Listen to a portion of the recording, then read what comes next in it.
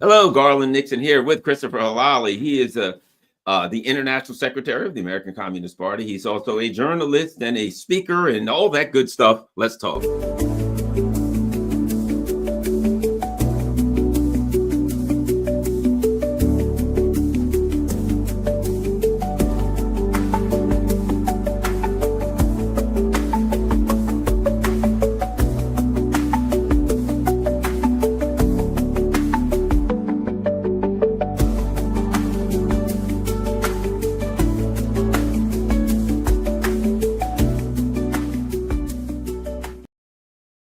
Hello, one and all. We're talking with Christopher Helali, a gentleman that I've interviewed and worked with here for quite a bit of time now, and really had some great discussions. And Christopher, you're in. Well, let's start here. You're in Moscow. What's happening in Moscow? So in Moscow right now, we have the Second International Anti-Fascist Forum, and there are delegates from over 150 countries here. There are so many representatives, about 700 people attending this conference. It's amazing to see. And of course, it's reiterating our commitment to struggling against fascism, neo-Nazism, racism, and imperialism. And we have people from all over the world here. Really fantastic for Moscow, again, to be the center of anti-imperialist, anti-colonial struggle. You know, I think it's an interesting time. You know, I did a video a while back talking about the rise of fascism in Europe and about how when I look at the von der Leyens, when I look, I'm going to be frank, the von der Leyens, when I look at the Kallases and all of these people who are rising, who, you know, they've got a direct biological line to Nazis and that they're proud of. And now they're aligning with open neo-Nazis in Kiev. It seems to me that they are working to bring fascism back up. I do suspect this, though. I suspect that the reality that their policies are hurting the material day-to-day needs of their constituents is going to be fertile ground for those who want to go in a completely different direction. What do you think? I absolutely agree. I think that now everybody is slowly understanding the reality of what happened since 2014, for example, in Ukraine, the reality of this rise and support for neo-Nazism, for fascism, for banderism in Ukraine by European elites, not by the working class, by European elites, by the ruling class, by the same NGOs that talk down about all of our liberation struggles. They're the same ones supporting Ukraine now, the same ones supporting the army in Ukraine, the same ones supporting these organizations that we understand, we know intimately from experience, from research, that are the ones that are harboring the most fascistic tendencies in our world today, and especially in Europe. So they've lost a lot of their so-called moral compass that they claim to have had to begin with. And a lot of people are seeing through the fog at this point, and they're being able to understand the situation for what it is. And I think that, as you mentioned, you know, von der Leyen, leaders from different countries, especially the Baltic states, even some of the Scandinavian countries, they have come out to be the worst, sort of actors in this conflict, and some of the most ardent supporters for some of the most reactionary movements of our time. And so, of course, you know, the progressive people of the world, the working class, really understand at this point what's happening, what the truth is. And you have to take your hat off to people, even, quote unquote, on the right, even people like Tucker Carlson, who have seen through this at this point. You know, other people who've now been able to expose this to much wider audiences. And I think that there's some pressure now on the U.S. administration to come to peace at this point, and to not see Russia as this evil, quote unquote, imperialist fascistic power, but as a country defending its legitimate national security against a fascist regime in Kiev that was propped up by the US and other European and NATO countries. You know, what's interesting is, you know, there are various, shall we say, flavors of fascism around the world. And the particular European fascism, a pillar, in my opinion, of European fascism is anti-Russia sentiment. Is a pillar of it has always been to hate Russia. And I think it's because of fascism's connections to economics and the reality that, hey, look, Russia's got all of this stuff. And I'll put it like this: in the same way that a bank robber, a person who's inclined to be a bank robber, looks at a bank and they're like, boy, I sure would like to go in there and steal their stuff. These fascists are the same way. When they look at natural resources, when they look at someone who has valuable stuff, their inclination is to say, I want to steal it. And their method of choice to me seems to be the people. There's something wrong with them, or maybe they're, how about this? Maybe they're inferior to us and they don't know what to do with all of those valuable natural resources. We'll have to take them off their hands and put them to adequate use. Yeah, you're absolutely right. I think rousophobia is a pillar. We saw this actually with the Nazis themselves. The Nazi movement, the Third Reich, was very russophobic. They even called Russians all sorts of pejorative names, not only subhuman and animals, but also mongoloid and things like that. They tried to paint them as non-European people and therefore worthy of subjugation and of being an alien, human form that can service the Third Reich. That could be their cheap labor. That could be their slave labor. So when you look at the language, also especially in the fascist parties and groups and movements and militias in Ukraine, they use the same language. The same language. It's a carbon copy of that. When you see the Russophobia today, even in the mainstream press, even in the European capitals and in the parliament of the European Union, in Brussels and in other parts in Strasbourg, you see this the horror of the reproduction of this stuff. Not only that, the historical revisionism that's happening today. Let us be frank that as we're coming up, May 9th is coming up. I will be here in Moscow, 88 years of the great victory in the Great Patriotic War, in the great anti-fascist People's War, right? And what are they saying now? It was not a Soviet victory. It was a victory of the US, UK, and by extension, France and other small European countries. Without understanding, it was the Soviet Union under the leadership of Stalin that won this war, with generals like Zhukov. And you look at that and you understand that there is a concerted effort today, not only at Russophobia, at historical revisionism, and at trying to change our understanding of Russia throughout history, that Russia has somehow been an aggressive power, even though it saved Europe from Crusaders, from Mongols, from Napoleon. And you look at this and you're saying, how could this be? But we're here today. Yeah, I've always felt that even the argument that Russia wins wars because of the winter and because it's cold in general winter, and I've always felt that there was an element of that was, for lack of a better word, a put down against Russians. In other words, I argue the Russians won because they were great strategists, because they worked hard. The people were patriotic and they worked hard to make their defense machine work. So you had the patriotic fighters, you had brilliant, great generals and strategists, and behind that you had people who were hardworking people who understood what was necessary to win a war. So they won it because they outworked people, they outthought people, they outstrategized people, they did everything right. Rather than admit that, which would admit that which would be an admission that Russians aren't intellectually inferior, culturally inferior. Rather than that, they just say, they won because of the cold. It had nothing to do with their abilities and their hard work. I've always felt that was an attempt to put down Russians. I agree with you. And it's a way to discount their tremendous successes and achievements, their victories, right? When you look at all of these things, the same thing holds true, for example, for the atomic bomb, for the first in space. They just stole our technology. They weren't capable of it. They had spies to steal it. And of course, my response is, yeah, but where'd you get your stuff from? From the Nazis themselves. You brought them all over, right? It wasn't your achievement. It's a collective effort. But for sure, the Russian people, the Soviet people at that time, they put all of their energy into the love of the motherland. And when you see that kind of sacrifice, you see it the same all over the world. You see it, for example, in liberation struggles in Africa. People gave their lives to the tune of millions for the liberation of their homelands. You see it in Vietnam. 4 or 5 million Vietnamese were killed to defeat the US. Was it because they were poor fighters? No, it was because facing, what seemed to be insurmountable odds, they were able to bring an empire to its heels, and they were able to bring it to its knees and kick it out from its lands.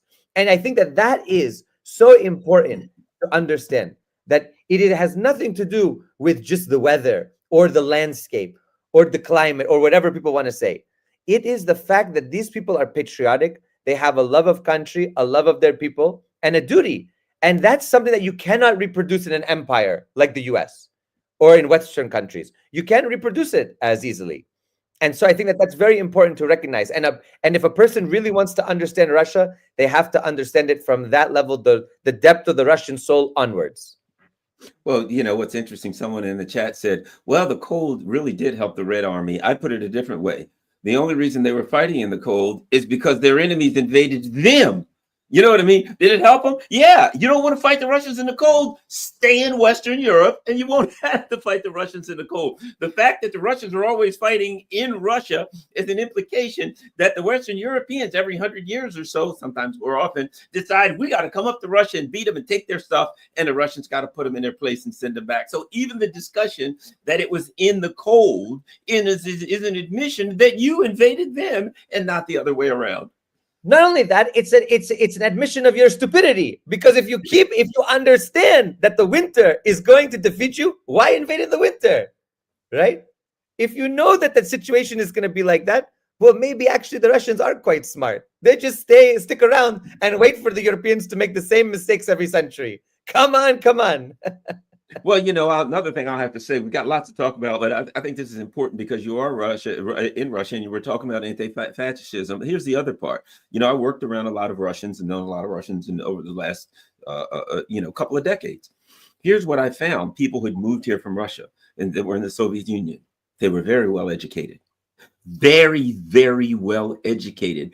Everyone I dealt with was very well educated, and it just impressed upon to me, the Russians have an outstanding education system, and culturally speaking, it must be that the parents are like, hey, you got to get a good education, everybody's got to be. So to me, in America, as we watch today, our schools are rotting out, falling apart. As we watched a couple of years ago, I was covering in Chicago area, there was a school strike of teachers, and the teachers were striking because the heat and air conditioning wasn't working in the schools. They didn't have proper the basics for school. How is a child supposed to get an education when they're either shivering or sweating themselves to death? So the fact that they understood the importance of focusing on having an educated population is something that drives the industrial base that they have today that helps to get them through these attacks from the West. Absolutely. And it's not only Russia, it's China and other countries as well. They learned that in order to withstand a fascistic onslaught, an imperialist onslaught, colonialism, right, which also comes with the colonization of the mind, right? This colonization of the mind, of the psyche, all these breaks down that others have spoken about, like Frantz Fanon and others. When you understand that, you realize that the education system in Russia or in China, which I'm a byproduct of, right? I studied in China for 2 years at Huazhong Kujidashue. I studied Marxist philosophy, right? I got my master's degree there on a China government scholarship. When you understand that people, especially the big countries in the global south, in the multipolar world, that have tried to withstand Western aggression, or, for example, Japanese imperialism and fascism in those years, in the 30s and the 40s, you understand that the importance of education. That's why not only Lenin and Stalin, Mao put such a premium on education, Ho Chi Minh put such a premium, Fidel Castro in Cuba put a huge premium on education. That's why the Cuban people have been able to withstand the blockade, this genocidal blockade imposed by the US for well over 60, 70 years on the Cuban people. Why? Because they wanted their dignity. They wanted their dignity in the line of thought of Jose Marti. They wanted their dignity. They wanted to struggle for their own self-determination, for their national liberation, and for an economic, political, and social system that they wanted to bring peace and stability and equality to the people. And so when you understand this, you see that education plays a huge role. And how does Russia and by extension other countries use their education system to the greatest benefit? They bring people from Africa, from Latin America, and from other Asian countries to study there on scholarship and to go back with the best weapon that they can have, their free mind, their critical thinking mind, to continue to advance their struggles in their own countries. That's why, today we're having this forum. And once again, the slogan is Moscow's the center again.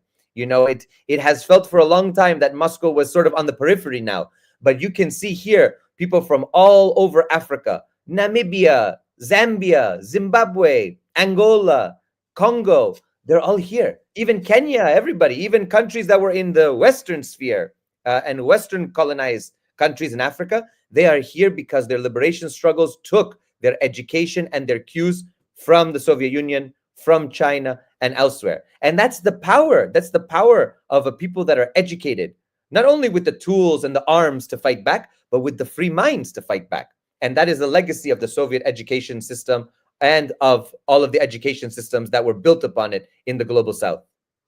Let me ask you about this, since we're talking about people who are brave and using their free minds. You just came from most of my viewers know, many of them will say that my live streams hasn't started until the phone rings at least once. But Yemen, I understand you just came from, I believe, Sana'a, and you were in Yemen. Tell me what it was like and what you learned in Yemen. Give us I'm very, very interested and excited to hear about it. Sure. I mean, we were invited to the Palestine conference in Yemen. This one was the second major installment of the Palestine conference. We were invited there in person. Jackson and I were the first two Americans to really go to Sana'a in a political capacity in almost a decade. So it was a very profound experience to be there. We were there with Pepe Escobar. We were there with Mick Wallace, Claire Daly, the Irish politicians who were in the European Parliament. We were there with the former ministers under Evo Morales' government in Bolivia, ambassadors. It was really a fantastic delegation. And what we saw the reality, the brutal reality of over a decade of conflict that was war brought upon the people of Yemen by Saudi Arabia, by the UAE, and their coalition supported by Israel and the United States. And while we were there, we were bombed. We were bombed, not directly, but few streets over. The Americans were bombing targets in Sana'a to the tune of dozens in an evening. And so I was there with our good comrade Steve from RT, Steve Sweeney, who was there with the RT crew. And there we were sitting down, and all of a sudden we hear a missile strike. And of course, he has done a lot of journalism in the Donbass, and I served in combat before. So we instantly were ready to go. And everybody else was, don't worry, everything's fine. But you can see that these people have lived under a reign of terror imposed on them by the Gulf states, by the United States, by Israel, and they continue to fight for Palestine. The slogan of the conference was, Palestine, you are not alone. And that Palestine is the central issue of the nation. Even the Yemeni people would salute and sing the Palestinian anthem before their own anthem. I mean, if you can't, there's not another people like them in the world that put Palestine in their hearts, in their souls, and give all of their might, everything that they have, to fighting for Gaza now, fighting for Palestine. And I think that is something that I didn't fully recognize until I went there, and I realized that everybody has Palestinian flags. Everybody speaks about Palestine. It really is the central issue in Yemen. And when we were there, we were able to see how a people who were under a neo-colonial regime, who were colonized by the British as well, who had a government that was subservient to the West, how they were able to launch a small revolution in the countryside and were able, after a decade plus, to take power in the capital. And you see that, this so-called Houthi, but the Ansar Allah movement, the Houthi family is a clan, right? So people use that as a pejorative for the people in Yemen who support Ansar Allah. But Ansar Allah is not just the Houthi family. It is everyone of conscience who's fighting for a Yemen that does not kowtow to Saudi Arabia, doesn't kowtow to Israel, to the United States, or to any power, but is a free and sovereign Yemen. So when we were there, we were able to travel not only to Sana'a, but to Saada and to the mountain area where the revolution began with Hussein al-Houthi. And it was amazing to see. And you know what? His tomb has been bombed dozens of times by the Saudis, and they rebuild it every time. Nothing will defeat the people of Yemen. Nothing. No amount of bombing. And you just saw what happened in Hodeidah with this massive bombing, killed 70 plus people. Even then, the Yemeni people, not only on social media, the ones that we are in contact with, they said, don't worry. We are going to continue the fight. And they will.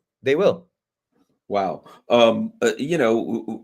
Did you learn anything about, say, the history of Yemen, or anything about what are some things that you learned about Yemen, maybe that you didn't know already or that you found interesting? Well, one thing that I found really interesting was we know that South Yemen was a former Marxist-Leninist country, was a communist country as well. Yemen was divided into two parts, and the southern part became basically like a people's republic. It had a Marxist-Leninist party. It had a lot of Maoist thinking there, and a lot of those communists ended up coming to Sana'a to support Ansar Allah. So you saw even people with communist pins, books of Marx and Lenin, and they were there supporting what the West derogatorily calls an Islamic fundamentalist group. But they're not. They're a very revolutionary group and very progressive on a lot of key issues, especially social issues, economic issues. They are very much in a similar vein of Ali Shariati's thinking. This is a combination of some of the best elements of Marxism and, of course, this idea of an Islamic revolution. And so, of course, it's not ideal for many leftists in the West, but it is something that the Yemeni people have created on their own. It's a type of socialism with Yemeni characteristics, if you want to say that. And it was fantastic to see. We were able to go and we were able to see the social services they provide to the people. And of course, Yemen is a poor country. Yemen is under brutal sanctions, under a blockade as well. And still, with this destitution that has been imposed on them, they have been able to create hypersonic missiles. They've been able to make advanced drones. They've been able to use their capabilities, their young people who are intellectually at the top of their league, and they're able to advance the country, not only in the fields of military technology, also in the field of networking, of internet, data science, also agricultural science, health field, so many fields that they've been able to make tremendous leaps. And while we were there, we were able to see some areas where they distribute free food, free, drinks for people, water, juices for the kids, free clothing, needs, for example, feminine care products, things like that. We were able to see all of this, diapers. We were able to see all of this as part of the zakat. Zakat is one of the pillars of Islam, for giving to the poor, to the needy. And there's a central zakat authority that takes all of this money and is able to provide in these warehouses goods for the people.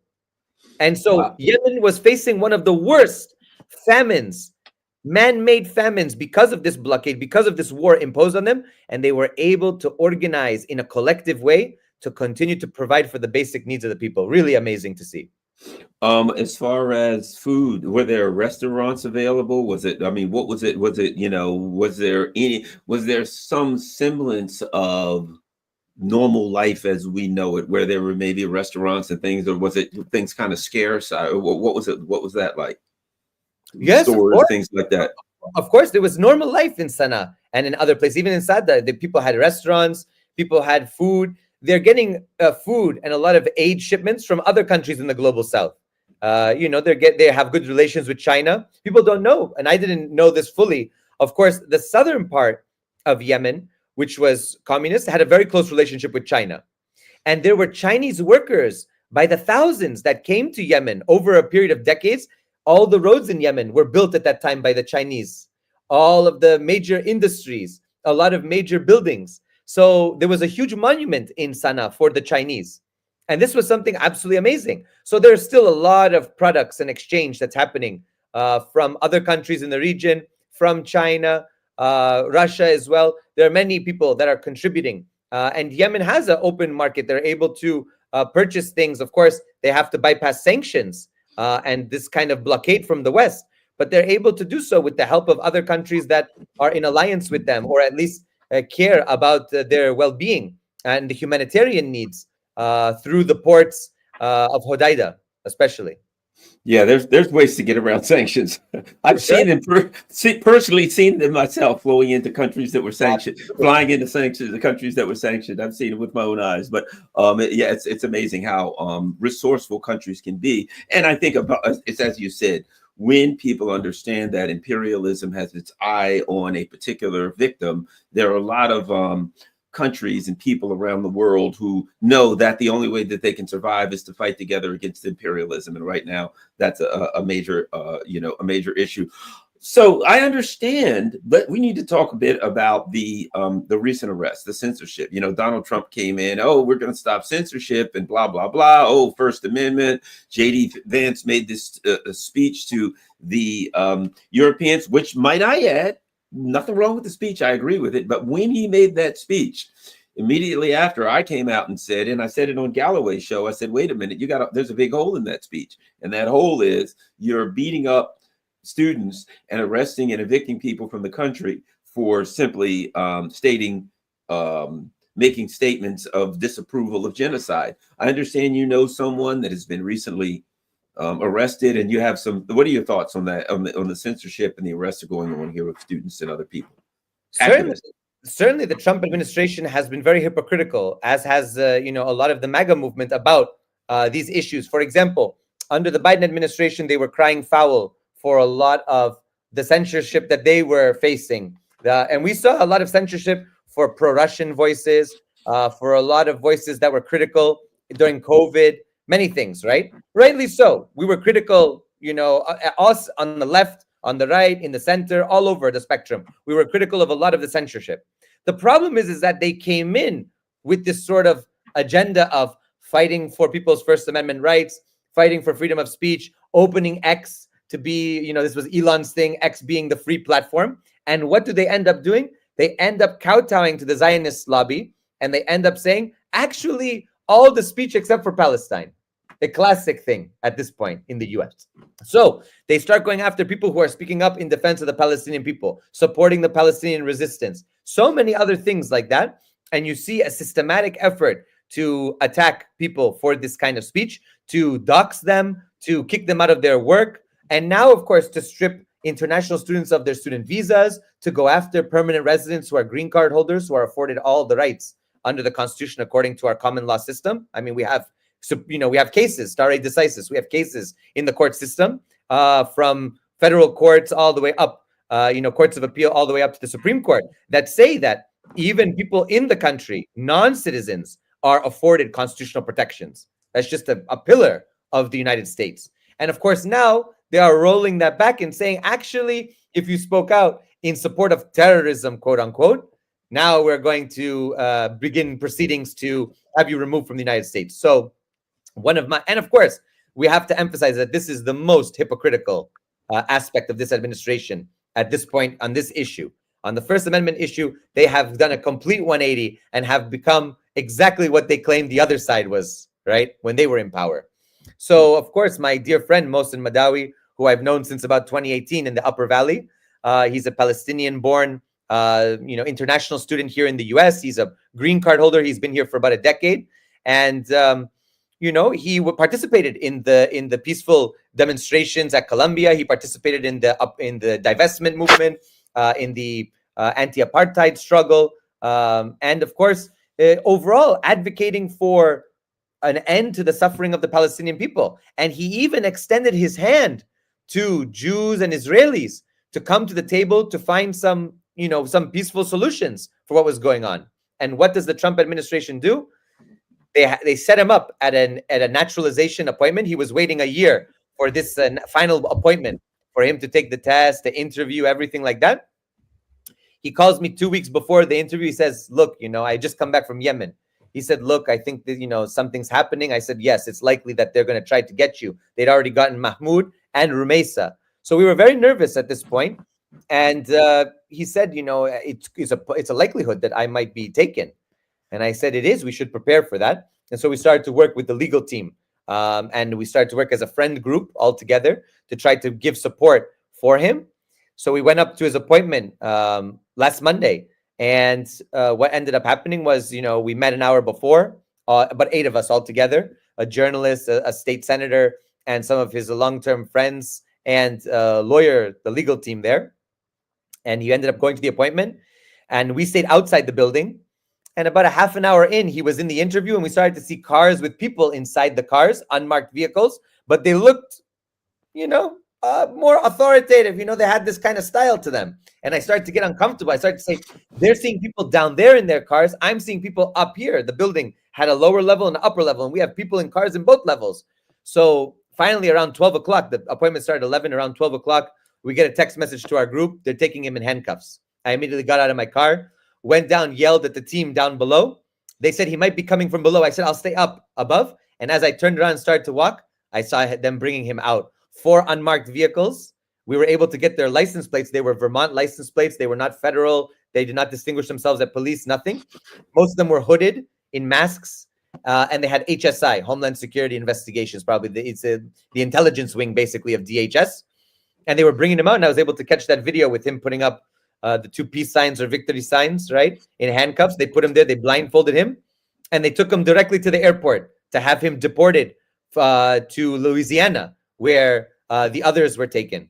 But we prepared for this. So the minute he got in the vehicle, the lawyer came out and was filing the federal lawsuit directly on her phone. Filed the federal lawsuit. Within about an hour, hour and a half, the judge had ordered that he had a temporary restraining order on Mohsen, that Mohsen was confined to stay in Vermont. And that's what we wanted. We wanted him to stay in Vermont so we could help him, defend him, and provide the best services for him. And they had taken him to the airport in the meantime, gotten him a ticket, and as he was ready to board, court order came through. Just to show you how important it is to be prepared. And we were prepared ahead of time. We had a whole team working on this. And, right in front of my eyes, he went very peacefully, no resistance. He didn't want that. He's much more of a peace, sort of, loving kindness type of person in that Buddhist philosophy. No problem. We clash about violence, nonviolence, and revolutions and things like that. But he's like a brother to me, He's my Habibi. So when I saw that happening, it was pained me inside, ripping my heart out, because I said, this is how they treat this person who even families of October 7th hostages said he reached out to us. He wanted to support us. I mean, that if they're going after people like that, you can imagine who they're going to go after, right? This is a person who's like a peacemaker, and that's not to denigrate anybody else on the side, for example, who supports axis of resistance, things like that. I'm sure we all, many of us do on this side of the aisle, but just to show you that they're going for everybody. Even if you say peace, even if you say two-state solution, they're coming after you. They're coming after you. Especially if you say peace, and now I don't know if you've been following this, but I've come to the conclusion that, and there's ample evidence that what we have is a number of Zionist groups, a number of groups that are financed by, AIPAC or related entities, that basically what we have going on in the United States is we have groups who are compiling names and lists and submitting the names to, where be it DHS, whoever it is, politicians, I don't know, but it appears that there are groups that are, and how that sounds like fascism to me. When you have groups going around saying, well, Garland Nixon, he's talking about the wrong thing. It's got to go. And they go to the government and they give him the name. And next thing you know, Garland's being frog marched out with a sweater over his head. It appears that that's where we are now when it comes to the issue of Israel. And certainly those people who would say, oh, well, that's okay. Well, when they were doing that and when they were going after people who were saying, literally, I remember a guy somewhere up in Northeast who shared a tweet, a meme or something about Hillary Clinton. I'll tell you what it was. He shared a tweet, and the tweet said something like, it was a joke. It was like, yeah, make sure you come out and vote on Wednesday. Voting was Tuesday, right? But he shared this thing. It was a joke tweet. He shares this meme. They arrested him for election interference. Had a trial, found him guilty. I don't know what. I think he ended up getting probation, but he was found guilty. He could have been sentenced up to 10 years for sharing a meme. And at that point, then I was saying, okay, well, you see the direction this is going. But your thoughts on the fact that now here we are in America. What happens if it becomes ideological? Well, what this professor is a whatever, Marxist professor, he's a whatever, anything. Next, you're saying the wrong thing. You could be an American citizen next. If your name comes in on a list, you're going to El Salvador. We are really in a period of new McCarthyism. I mean, we've been saying this for quite some time. I know you, me, many others have been talking about this, that, we're in a period where those who voice differences, those especially who are critical of the empire and who are critical of what's happening, and especially our foreign policy, not to mention our domestic policy, which is in tatters and it's a disaster. I mean, we are the next target. I was a high school teacher now for about over 3 years. And I had to leave my position because of the pressure that the Zionist lobby put on me, the Ukrainian lobby put on me, just because outside of the school, I was doing my activism, which is every right. I have every right to be an activist, to go and do research, to publish articles, to do things like that. I didn't do anything wrong. I didn't pick up a gun and hurt anybody. But you see that even the pressure just to have a difference of opinion. For example, I was one of the only teachers that never wore a Ukrainian flag pin in the school. And we were criticized. Why aren't you supporting? I said, no, I don't support Ukraine. Just to our earlier conversation, right? But even that was a litmus test under the Biden administration, right? And people were putting that kind of pressure on us. The same thing with Palestine. Even just speaking about Palestinian rights, Palestinian dignity, even more basic, even speaking about workers' rights, workers' dignity, unions, those things are being slowly made to be a red line for many schools and school districts. And when you see, for example, different states changing textbooks, we know in Florida, for example, the big fiasco around the AP African American history textbook, which wasn't that radical in my opinion, but okay, it mentions the Black Panther Party, it mentions Marcus Garvey, it mentions so many things, so many aspects, Malcolm X, the Nation of Islam. When you begin to look at the history of African Americans in America, the Black experience, W.E.B. Du Bois, like when you look at all of these things and you understand that they are dangerous ideologically for the ruling elite. They are dangerous if they are taught to people, because people might gain some level of consciousness. People might begin to critically think. People might begin to ask questions about the way our government functions, the way our government is structured, the way our economic system is structured and functions, the way our society is set up. So those things are becoming red lines for a lot of state governments, local governments. You saw that the pendulum has swung. Originally, they were saying, okay, we got to ban books, right? In libraries, in different schools. They were saying, okay, we're going to ban the woke books, quote unquote. What that has ended up becoming an umbrella for at this point is all the books critical of anything the government might be doing. So, for example, they're going to come after, why you have the Communist Manifesto on the syllabus? Get rid of that, right? We were told in the public schools in New Hampshire, we can't have any kind of a socialist propaganda and things like that. I said, so if I put a picture in World War II, of FDR, Churchill, and Stalin together, the three big men there in Yalta or in the Tehran conference, sitting down or whatever. And they said, no, it's like a red line. You can't have that. I said, this was a picture that was on American mass media. This was a picture that was in all the textbooks. So you see that even those things are becoming problematic. They're trying to be very delicate about how, and school districts are different from place to place. But I guarantee you that slowly they're coming for this kind of speech as well.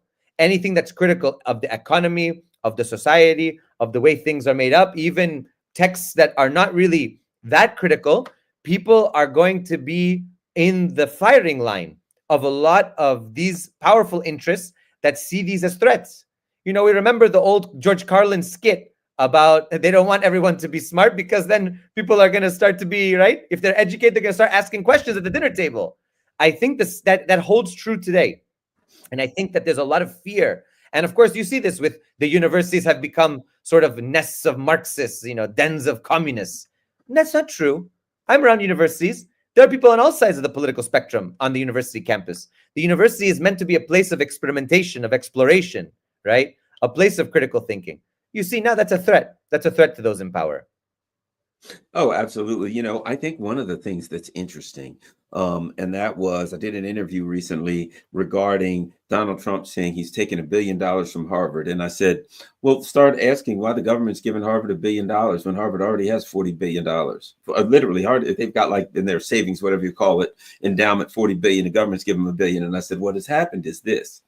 Harvard is now, in my opinion, it is a battlefield for various factions of the ruling elite. The so-called neocons, the, say, Obama, Biden people of that particular ilk, of that faction. If you understand these international schools of studies in Harvard and Georgetown, and I know people that have attended these, and Johns Hopkins, they end up being just neocon. They teach them that Russia is evil and Israel's good and China's a horrible socialist, Maduro's a dictator. They teach them the narrative that you need to learn to be a neocon. And as a result, they get lots of money from the government to help do that, and the curriculum and everything. Now, the Trump people come in and they don't like the woke stuff, which is being sprinkled in with there. So now they're like, okay, we're going to take the money, but we'll give you the money if you'll give them our ideological perspective. You go in there and tell them that, well, you can stick with the China Maduro stuff is bad, but we got a few other things we need to sprinkle in there, right? And it's become a lot of this college stuff, the funds being taken from college for not saying the right thing, to me is an indication that our colleges have gone away from being institutional schools to methods of indoctrinating our young people ideally for the ruling elite. Your thoughts on all of that? Yeah, absolutely. I think our universities, our education system has become a method to reproduce the ruling class, and I think that that's exactly what people like Althusser in understanding ideological state apparatuses. That's exactly the education system is an apparatus, right? It's an apparatus for the ruling class, and in that way, if you structure the education system and the curriculum in a way that's able to reproduce the ruling elite, that's able to reproduce those in power, but then, of course, that's the function that it serves. So, for example, in the Ivies being targeted now, the one of the Ivies that wasn't targeted is the school that I attend, Dartmouth College, right? And when you look at Dartmouth, it's because they took the position, actually, we're not going to make a comment about anything. And when the minute a tent went up, not only did they bring the police, they brought the special unit of the state police that came. They had like a grenade, like a tear gas grenade gun. They had an armored vehicle. I said, guys, this is Hanover, New Hampshire. It's one of the wealthiest communities in America. No, there's like no crime here, but they made it overtly militarized with a drone, everything. And they crushed it in 2 hours. They crushed the whole encampment. They beat up people. They arrested 90 plus people. I was there as a legal observer for the National Lawyers Guild. They crushed the whole gathering. And that's the way that Dartmouth treated so-called free speech. Once you cross the line, we're coming for you all, right? And so they have not offended the Trump administration in that way because they've been able to control and curate any narrative, right? Any narrative is cultivated there. It's manicured. And in that way, it doesn't become a place of experimentation. It becomes a place of regimentation, of order and discipline. And so I think that when you look at our education system and you look at our curriculum, you understand that less and less emphasis is being placed on critical thinking with sources that allow you to critically think, and more emphasis is being placed basically on parroting propaganda and ideological viewpoints from the ruling class. For example, teachers who are teaching economics, there are many foundations that are beholden to major neocon, right-wing, neoliberal even economics groups, Chicago School of Thought, right? This is Milton Friedman, Ayn Rand. You have people going and they fund you. They pay for teachers, all expenses paid, conferences. You get to go to Las Vegas or here and there. And what do they teach you?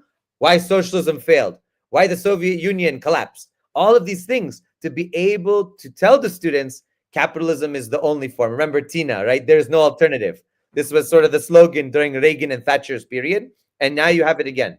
You have it again being reproduced in our educational system. Why? Because you can't teach anything else. There is no, there's no alternative to this system. This system is the most democratic, has lifted the most out of poverty, is the most perfect in the world. Really? We've reached the pinnacle of human existence, of human civilization. There's no more. I mean, these things really have become orthodoxy now. And this dogmatism, which they're against, supposedly, they've been able to reproduce now. Well, and they argue we're the wealthiest country that ever lived. In a way, in the same way that if I sit in the room with Elon Musk, between the two of us, we're worth 400 billion, right? That's the kind of society of wealth we have in our society. Between me and Elon Musk, we're worth 400 billion. He's worth 400 billion, and I'm worth virtually nothing in comparison to 400 billion. You know what I mean? That's the way it is.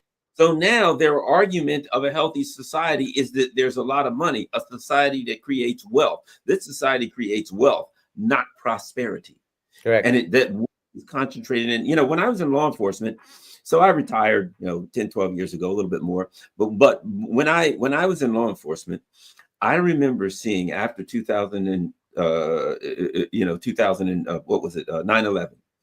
More and more they were buying, these tanks and military garb and machine guns and all of this stuff. And the law enforcement officers were being, outlined like, special forces officers.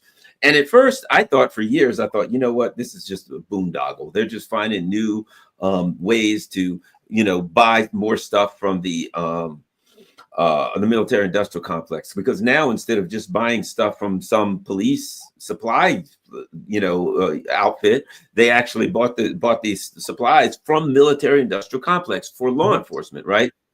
But after a while, I came to realize something. As I saw the material needs, the lives of day-to-day people deteriorate, I realized that they knew that things were going down, and that this was all a preparation for when the people out here started getting upset, saying, hey, why are our lives falling apart? Why are we getting poor? Why can't we afford food? Why can't we buy anything? That and as they started to push back, as the world started to push back against US imperialism, that they would be prepared to put down protests, that the big fear of the ruling elite was internal uprising. Yeah, absolutely. And not only that, think about the militarization hasn't only affected, for example, big police departments, NYPD, LAPD. It's gone all the way to the lowest of the low community, of the most rural and provincial area. So much so that in rural Vermont, we have police that have, for example, a stingray on top of the police car. And I said, why do we need a stingray? What are we in? And for those who don't know, a stingray is basically an artificial cell phone tower, and it's meant to intercept communications from people. And you're saying that in this small area, we have in our police department vehicles with a stingray. Like, what are they afraid of? What are they afraid of? The militarization has been an enormous issue, and it's something that I've spoken out about for nearly a decade, right? Especially when I campaigned twice for political office, now winning in November. And it's something that I'm very much adamantly against. We don't need a militarized police force. It's completely unnecessary. But it's a way to get surplus weaponry into our police departments. It's a way to circulate that finance, and that capital within the system, right? You can't just let all this stuff go to waste. Give it to the police departments. It's also, I think, a foreshadowing of what some people think will happen, and preparation, right? I think it cannot be that we are the only ones that understand the system's fragility. Many people understand that. Even the ruling class understands that. These are steps towards preparation in case social instability comes. And that's just a reality. If you understand capitalism, you understand these periods of instability.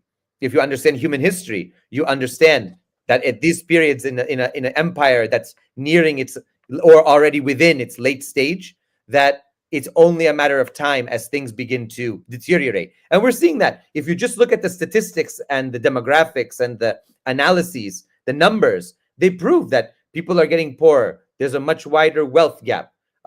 Communities are more impoverished. There's increases in crime in some areas. As a result of this destitution, our infrastructure is falling apart.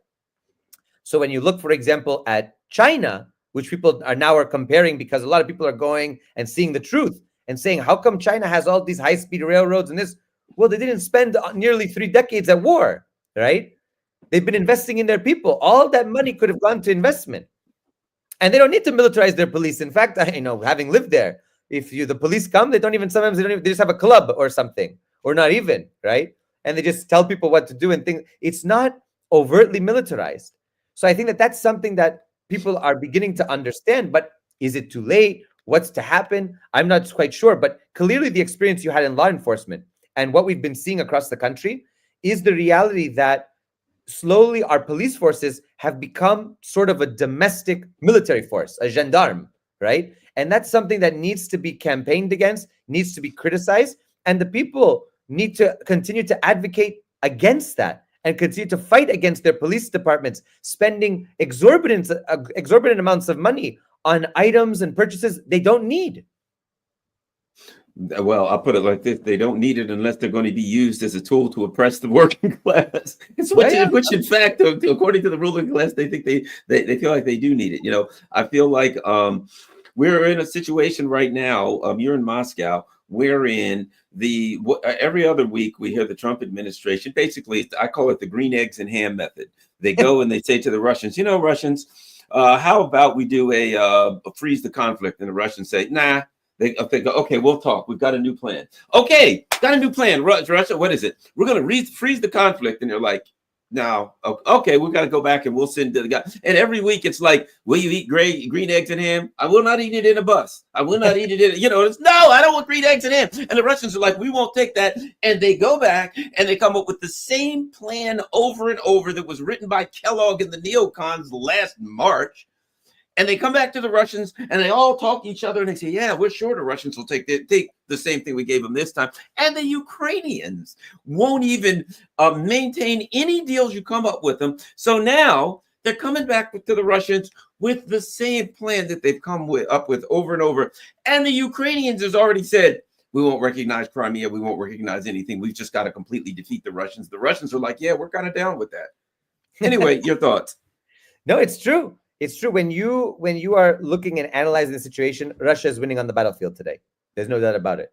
The force, the power, the initiative is on the Russian side now. And so Russia doesn't have any need to freeze the conflict. It's winning right now. But Russia wants a peaceful solution to this ongoing special military operation, but on its terms, because Russia's concerns have been continuously ignored. Its recommendations looked down upon, its requests and its even agreements violated by the Americans, the Europeans, and of course by the Ukrainians after the Minsk Accords. So when you look at that, you understand that the Russians today are looking at the Trump administration and say, okay, give us a plan. Then the Trump administration goes to the Ukrainians and they scuttle the plan, right? Even I heard today, for example, on RT, just about an hour or so ago, that they reported that Putin has told Trump that he will freeze the conflict on the lines that they have today. Okay, if that happens, Russia still wants other guarantees, like no NATO for Ukraine, other aspects. But Ukraine won't agree to those terms. Ukraine won't agree necessarily to the freezing of the line of conflict at this point, because they still have territorial claims to Crimea, Donetsk, Lugansk, Zaporizhia, Kherson. So they say, oh, absolutely not. Why would we agree to that? So then the Russians come back and say, okay, well, we tried. Here Putin is trying. And the Trump administration simply is, okay, well, we're sorry, we can't do it. At this point, I think that the Trump administration, in my opinion, is buying time for an eventual exit, sort of as a country from the conflict. But to convince the Europeans, who have become rapidly pro-Ukraine, rapidly supportive of Kiev, to convince them to stop support, I don't think it'll happen. The Baltic states will continue to support. Some of the Central European powers will continue to support. The UK under Keir Starmer will continue to support. The Scandinavian countries will continue to support. So Trump might be setting up the world for an eventual sort of USA exit from the conflict. However, I'm not so sure if Trump will stop selling weapons to the Europeans that will be used in Ukraine. I don't think so. I think Trump will try to play both sides. He'll say, okay, the US is no longer really active in terms of giving aid and weapons and things like that, and political cover to Kiev. However, we're still going to provide weapons and arms to our NATO allies, who will then repackage them and send them to Kiev, right? So it's a matter of saving face and buying time, I think. And many, there's a kind of feeling amongst some Russians that Trump is the one that's going to bring the peace. But other Russians are much more skeptical because they've seen it all before. They've heard it all before, as the song goes, right? They understand that the United States cannot be trusted. Never mind, cannot be trusted with its own agreements. But for example, they look to Iran, which they just signed and ratified the strategic partnership, and they say, you agreed under one administration to the JCPOA, the Iran nuclear deal, and the next administration you ripped it up. What's to say that we agree to something with no guarantees, and the next administration comes? For example, say a Democratic administration comes after Trump. Say Trump leaves after his term is over. A Democrat's elected, and they are now the most russophobic in the country. And boom, new Cold War again. Part 3 at this point with Russia. And we're back to square one. Sanctions again, blockade again, and who knows, funding and arming of the other side for more aggression. So there are real security concerns which have to be understood and have to be acted upon. For example, the complete demilitarization of Ukraine, the neutrality of Ukraine, and the denazification of Ukraine. If Azov and right sector, right, Pravdi sector, Azov battalion, and all of these banderites are still allowed to have political power, are still allowed to have a place in the military, what agreement can they come to? This is one of the aims of the special military operation, is the denazification of Ukraine. Why? Because the oppression of the Russian population, or the Russian identifying population, or the Russian speaking population, is an attack not only on the language, but on the culture, customs, and traditions of the Russian people. That includes, for example, the celebration of the Great Patriotic War. If you have banderites who are saying, actually, no, the Great Patriotic War was not a victory, it was a re-enslavement, a reoccupation, a recolonization of Ukraine by the communists, by the Bolsheviks. It was actually Bandera and the Nazis that had the best interests of Ukraine, a free, independent Ukraine, anti-Russian Ukraine, right? When you look at that, that cannot have a part, like those powers, that ideology cannot have power in the new Ukraine. It can't, because it poses a real, clear and present danger to the Russian Federation and the Russian communities in Ukraine and on the border of Ukraine.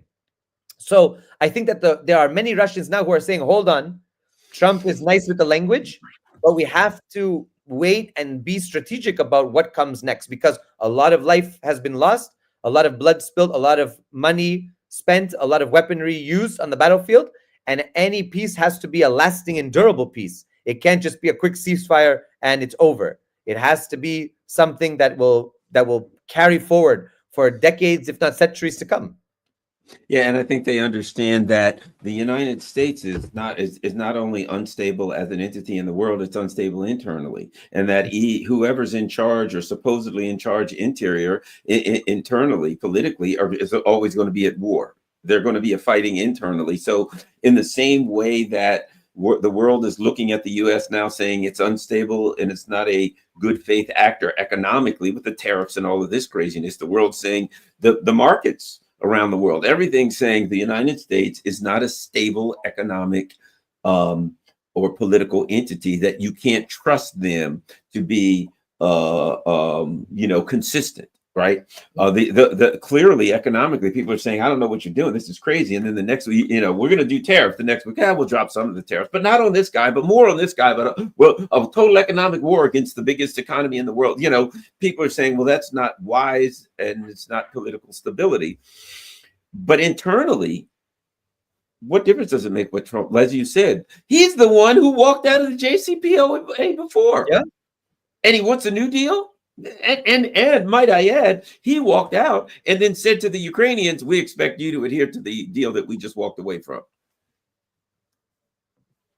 Yeah. So, I mean, that's why, for example, even in the case of Iran today, and this renewed negotiations with the United States, the Iranians are saying, whoa, careful, because the United States isn't necessarily, firm and committed to its word. It might agree with something. They might agree on a new JCPOA to be, some people were joking, they're just going to repackage the JCPOA, give it to the Iranians, and then Trump will say, I made the deal. Well, it's the same old deal that Obama made, but that's okay. Trump can say that he made it. But the Iranians are concerned, what guarantees do we have that the next administration will adhere to it? That's why the Iranians are looking for durable assurances from the American side. The same is true of the Russians and many others, because the people of the world are not stupid. They've seen what the Americans have done year in and year out. For example, Libya. Now, many people are advocating, okay, let's do the Libya option in Iran. Give up the weapons, give up the nuclear program, give up ballistic missiles, and we'll have peace. Yeah, but how did that end for Colonel Gaddafi? How did that end for our brother in Africa, right? They butchered him. And they destroyed one of the richest countries, the richest at the time in Africa, right? And they turned it into an absolute hellhole, right? With slavery and with all these jihadist groups, a whole alphabet soup of groups over there, right? And still there's not stability there. So when you understand this, people are deeply concerned about what a peace will look like. And I think for Russia, for Iran, and other countries, even for the deal with tariffs, there have to be firm commitments from the US side. But because the US political system is almost schizophrenic and goes through every 4 years this bipolar episode where one government comes in, one government goes out, and it's a complete 180 of the policies and things like that. The only thing that stays the same is empire and military bases and military spending. they were rejoicing in $1 trillion defense budget. I don't know what there's to rejoice about that. People are starving. People are hungry. People don't have childcare. People don't have health care.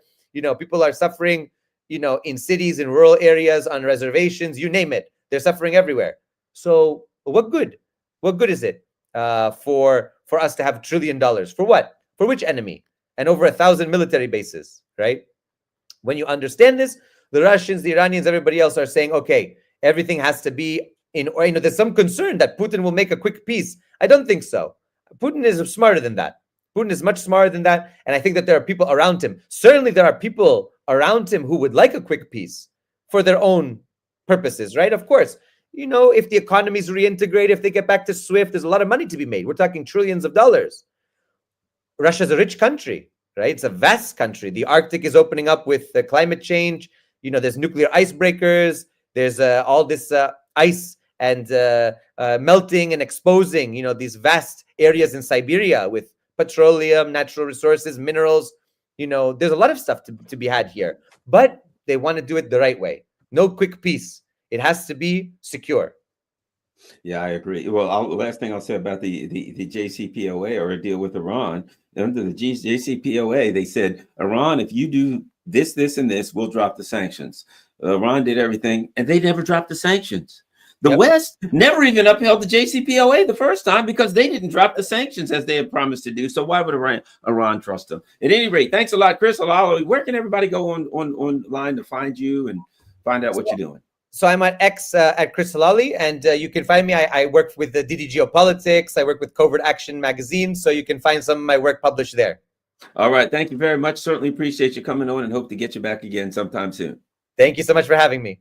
All right, everybody, make sure you share this on all your social media platforms if you can afford it. Well, first of all, follow me on Rockfin, follow me on Rumble. You never know what could happen on YouTube, but all my stuff, if for some reason, every now and then, one of my videos will get canceled or, taken down off of YouTube, but it's still on Rumble and Rockfin. So that's why you need to follow me over there. If you can afford it, you see Patreon and buy me a coffee, all that kind of stuff. If not, that's okay. Doesn't matter. The important thing is that you share this video on all your social media platforms. Thank you very much. We're out.